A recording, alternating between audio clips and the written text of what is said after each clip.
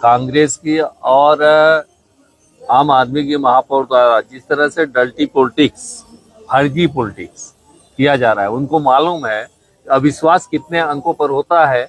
नहीं होता है तो अपने पार्षदों के माध्यम से नहीं बल्कि एक विधि सलाहकार रख लें और उनसे पूछ लें।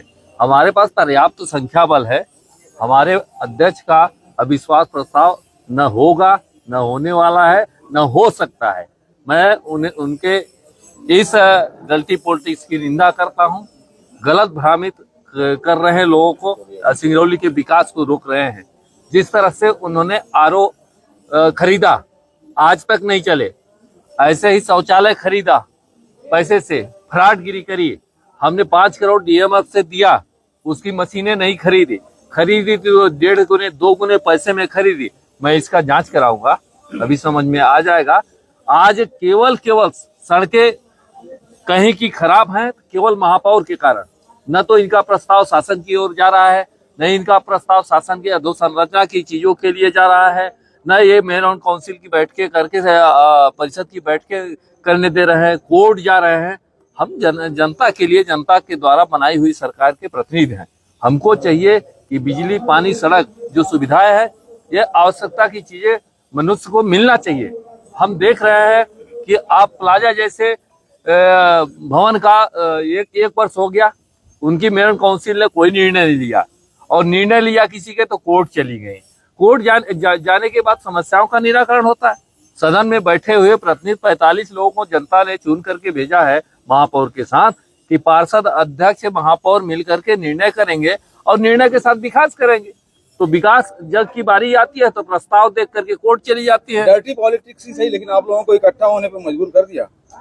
हमारी बैठकें 3 महीने में होती रहती है। यह जरूर बात है कि अन्य बैठकों में हम रहे हों न रहे हों, लेकिन जो प्रस्ताव आए हुए हैं, चाहे वो अभी डीएमएफ के माध्यम से गया हो, चाहे आप महाजन मोड़ से तेलगांव तक की सड़क का मामला हो, परसौना से निगाही का मामला हो, आपको रेलवे महाजन से लेकर के आपके नई सड़क बनाने का प्रस्ताव, आपके वो कृषि विज्ञान केवीके तक का हो, ऐसे तमाम, चाहे सामुदायिक भवन बनाने का हो या पूरे नगर निगम क्षेत्र में आंगनबाड़ी भवन बनाने का हो, इन सब विषयों पर हमने डीएमएफ और राज्य शासन की ओर प्रस्ताव अन्य तरीकों से हम लोग किया। डर्टी पॉलिटिक्स महापौर के लिए, जब महापौर के पार्षद कम है उनके दल के, आम आदमी पार्टी सबसे ज्यादा कांग्रेसी है, आपने एक शब्द नहीं बोला कांग्रेस पार्टी के लिए। कांग्रेस पार्टी के पास कुछ है नहीं, इसलिए कांग्रेस के पास कुछ नहीं है। कांग्रेस पार्टी के बाद कांग्रेस पार्टी के पार्षद आम आदमी पार्टी के पीछे जाने के लिए मजबूर है। जिसकी मध्य प्रदेश में विपक्ष में भी बैठने की संख्या नहीं है, उसके पीछे जाकर के राजनीति कर रहे हैं। तो अब आप समझ सकते हैं कि पीछे क्या है। भाजपा कितनी आश्वस्त है कि जो अविश्वास है 100% भाजपा आश्वस्त है।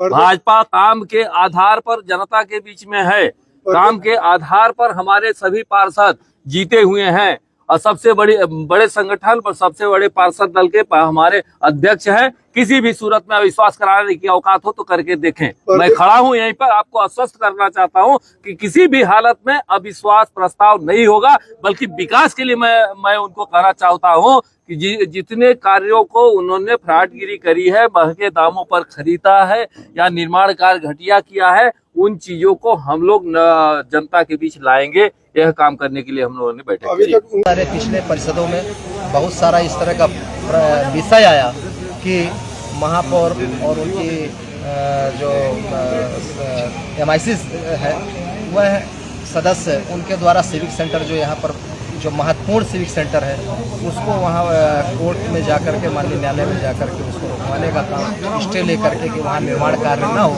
इसके पहले MIC में भी उन्होंने यह निर्णय लिया था कि वहाँ पर सिविक सेंटर ना बने।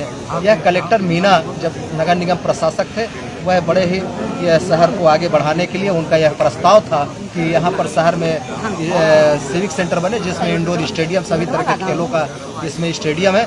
उनके द्वारा वहाँ न बने, शुरू से राजनीति की जा रही थी, और उसके लिए जब परिषद पास की तो कोर्ट जा करके माननीय न्यायालय में उन्होंने स्टे लिया। अभी वहाँ पर उसमें डेट लगी हुई है, आगे उनका स्टे हटेगा। इसके साथ साथ प्लाजा आप देख रहे होंगे, व्यापारियों को बाहर करके जो प्लाजा सील किया गया है, व्यापारी को जल्द उनकी दुकानें मिले, उस पर भी उन्होंने कोर्ट जाके स्टे लिया है कि इस पर निर्णय न हो। तो तमाम हर तरह के जो भ्रष्टाचार से संबंधित जो टेंडर है, जो NIT में सेटिंग करके मनचाहे लोगों को टेंडर दिलाने की बात हो, कैमरे का टेंडर 4.5 करोड़ का लगा, उसमें जो कैमरे का रेट है लगभग एक कैमरा, जैसा अधिकारियों ने बताया कि 5 लाख का। आप समझ लीजिए 5 लाख का कहाँ कैमरा होता है, एक कैमरा कहाँ लगाएंगे।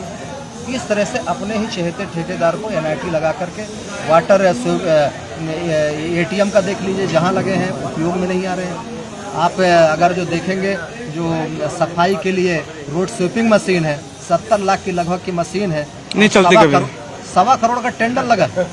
टेंडर जब परिषद में यह बात आई कि मशीन का रेट 70 लाख है और उस मशीन का रेट 1.25 करोड़ क्यों रखा गया है, इस पर वो है लोग जो चाहते हैं कि भ्रष्टाचार हो, मनचाहा इसमें हम अपने ठेकेदारों को दे करके बंदर बांट हो, इसके विरोध में वह परिषद की बैठकें न हो, इस तरह के षड्यंत्रकारी। ऐसा तो नहीं कहीं आपके ऊपर गलत काम कराने का दबाव बनाया जा रहा है उन लोग के खिलाफ? हम लोग देखिए, परिषद जब बैठती है तो उसमें सभी पार्षद होते हैं, सभी MIC के सदस्य होते हैं, महापौर होती हैं, अधिकारी होते हैं, साथ साथ में हमारे आम जनमानस भी वहाँ पर दर्शक दीर्घा में होता है, पत्रकार साथी भी होते हैं। कोई भी निर्णय होता है तो सामूहिक निर्णय होते हैं, सामूहिक विचार चर्चा करके वहाँ पर निर्णय होता है। आपके पार्षद आपके साथ में है? पूरे पार्षद साथ में है, यहाँ तक कि दूसरे जो हमारे साथी पार्षद हैं वह भी साथ में है। दबाव बना करके इस तरह की राजनीति कुछ लोगों द्वारा किया जा रहा है, वो बहुत जल्द आप लोग के सामने। इतना छोटा सा परिवार है, 44 पार्षदों को न संभाल पाना कहीं न कहीं क्या आपके? देखिए, सभी पार्षद एक साथ हमारे जो चाहे आम आदमी पार्टी हो, कांग्रेस हो, सभी दल के पार्षद, वह अगर जो अलग से भी आप बात करेंगे, आप तो आपसे कहेंगे कि हम सब लोग मिलकर के अच्छा कर रहे हैं।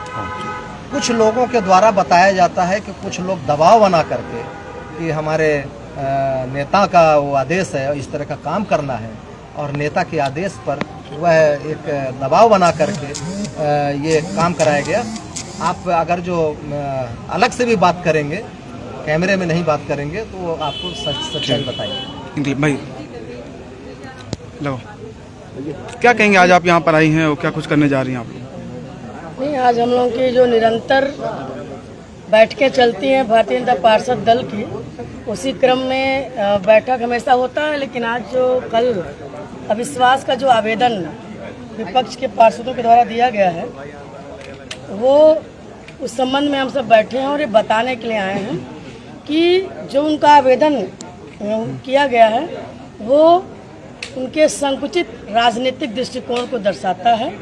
अगर वास्तव में राजनीतिक क्षेत्र में विस्तार के रूप में, और जो हम विस्तारवादी सोच के तहत जब हम काम करते हैं, तो इस तरह छोटी मोटी घटनाओं को लेकर नहीं चलते हैं राजनीतिक क्षेत्र में।